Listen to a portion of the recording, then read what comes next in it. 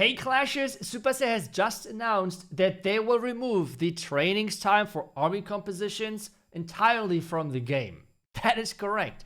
No army training time anymore. Just a couple of years ago, they have removed that armies cost any resources, and now they're entirely removing the army training time, which means if you're cooking up an army, it will be ready right away. That is going to be an insane game changer. Not only troops, but as well spells or sieges will be ready immediately. As well, if you don't have any heroes under construction, you can use them non-stop. There is no regeneration time or anything for the hit points or whatsoever.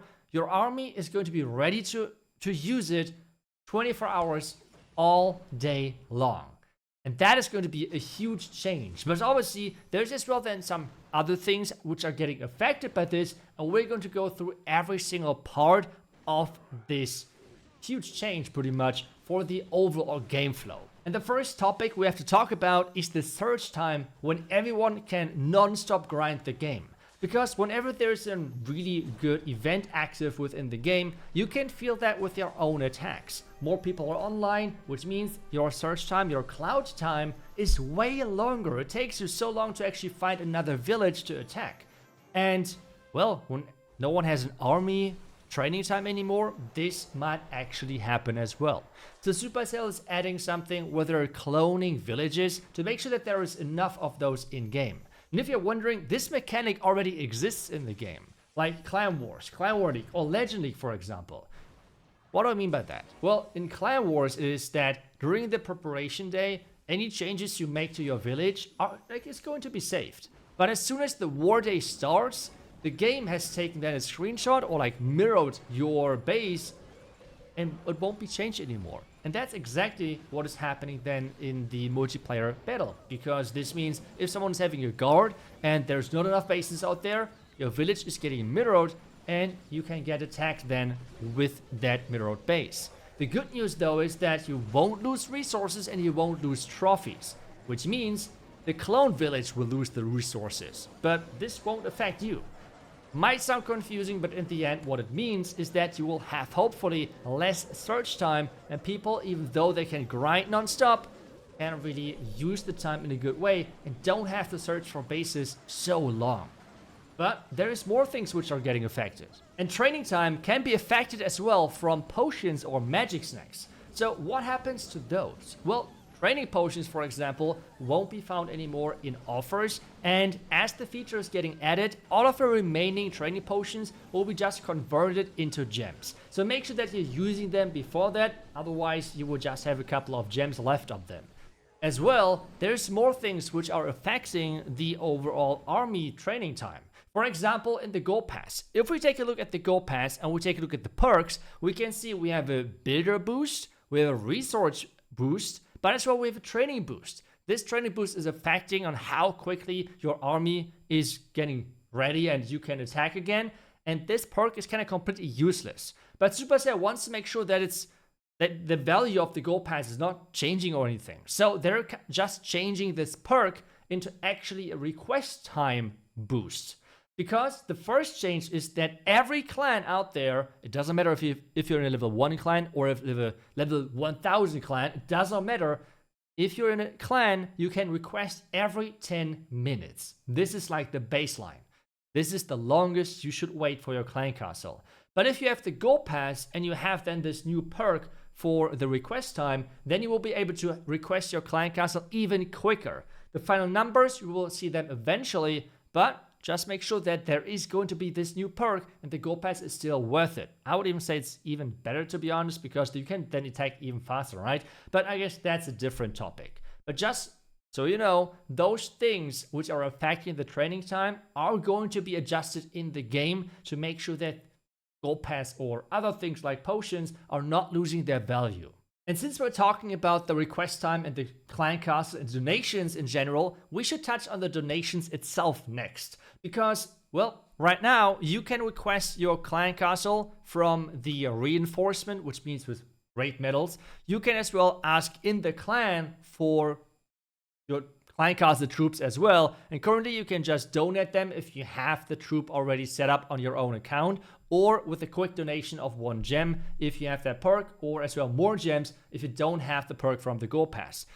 This is now going to be changed in the future from this point on, because you don't have any training time anymore, so you could just build the clan castle troops non-stop, right? That makes no sense. So instead, what Supercell is changing here from this point on, donating clan castle troops will cost elixir and dark elixir depending on what type of troop or spell you're actually donating.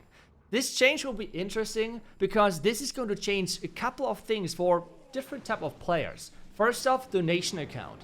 You always need to make sure that you have now enough resources on that donation account if you want to use that and want to make sure that it can keep donating troops.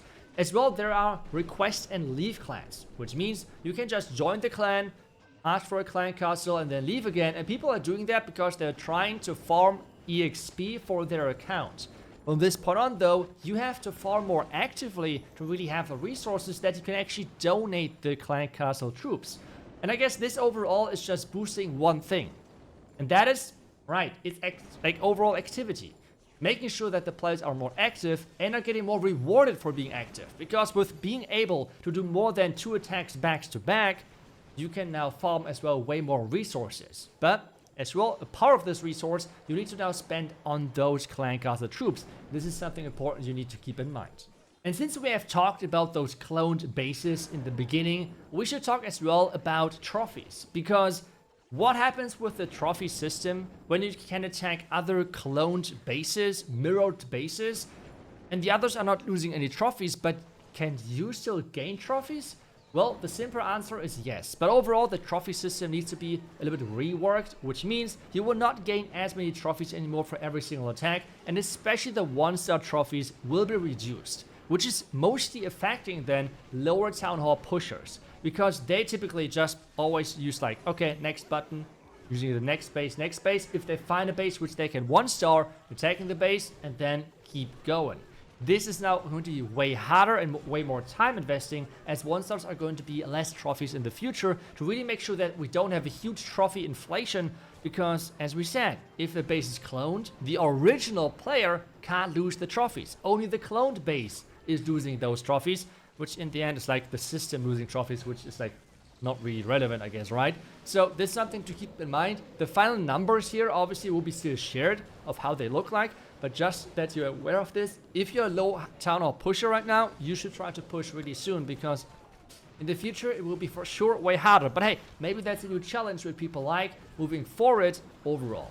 As well, it is mostly a safety measure, because Supercell obviously doesn't really know how much people are actually attacking now, because right now it's typically that people are doing 2 attacks, going out of the game, and then they'll be returning on the next day. This is what the average clasher actually does. And well, with now having the option of doing endless attacks, we will see how much this is actually going to impact the gameplay of the average clasher, and then depending on that, they can do final adjustments if needed. But this for now is the plan, that trophies overall are limited with your attacks, and especially you feel that with those 1-star attacks.